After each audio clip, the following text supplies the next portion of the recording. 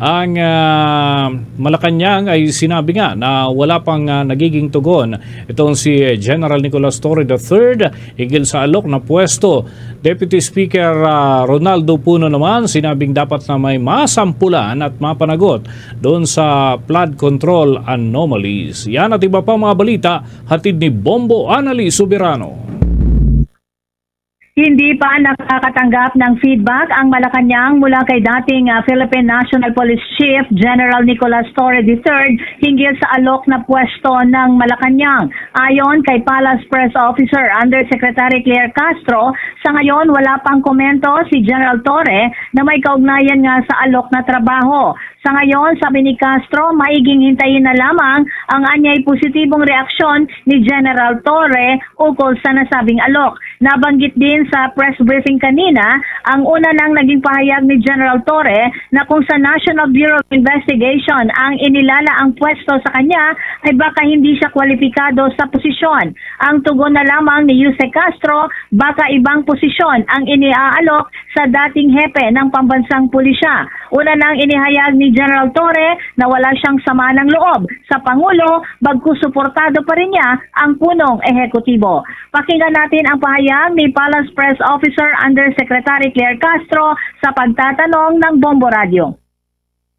Update lang po, Yusek, kung may bagong alok, may inalok na po ba ang pwesto para kay former PNP Chief Torre at tinanggap po ba niya yung alok na yan?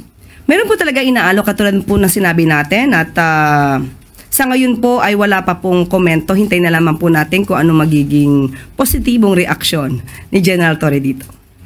Pero kasi sabi niya, ma'am, no comment siya regarding doon sa sa alok na posisyon.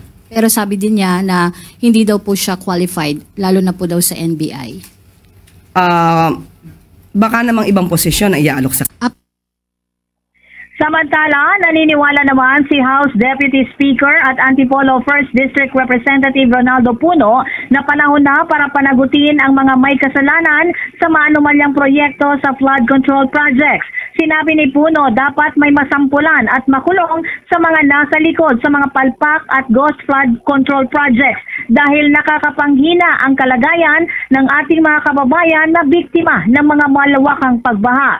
Binigyang din naman ni Puno na panahon na ding isailalim sa complete overhaul ang Department of Public Works and Highways. Ayon kay Puno, hindi naman maaaring ibunton ang sisi lahat na ay ang mga kongresista at paratangan na pinaghahatian ng mga ito ang pondo dahil mayroon pa rin namang matitinong mga kongresista. Ipinunto ni Puno at panahon na rin para repasuhin at baguhin ang mga proseso at sistema sa Department of Public Works and Highways. Dagdag pa ng kongresista, dapat din silipin ang Department of Budget and Management bilang sila ang nagpapalabas ng pera.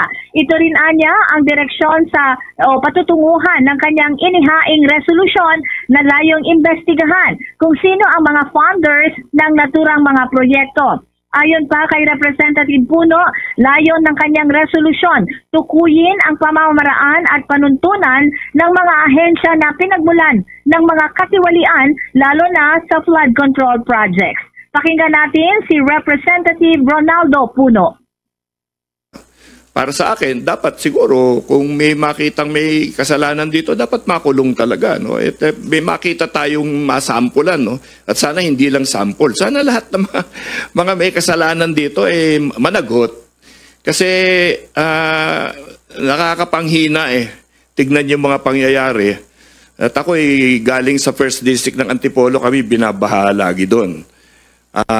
In fairness to the people of the 1st District, wala naman nagre-reklamo dun sa mga projects namin. In fact, katabi lang namin yung Marikina. Narinig din yung Marikina, wala na rin baha. Or at least, mabilis humupa yung baha pag nandun. Sa amin, sa ilang parte ng Antipolo, ganun pa rin. Pero alam mo, yung tubig na bumabagsak sa amin, galing sa Montalban at galing... Si Deputy Speaker at Antipolo 1st District Representative Ronaldo Puno. Mula sa Malacanang, Bombo Anali Montaño Soberano nag-uulat. And this is Bombo Radio Philippines, the #1 and most trusted source of news and information. Basta Radio, Bombo! For the most trusted source of news and information, visit our website at www.bomboradio.com. Follow us on Bombo Radio mobile app, Facebook, YouTube, TikTok, and X, formerly Twitter. Like, share, and stay connected. Anytime, anywhere.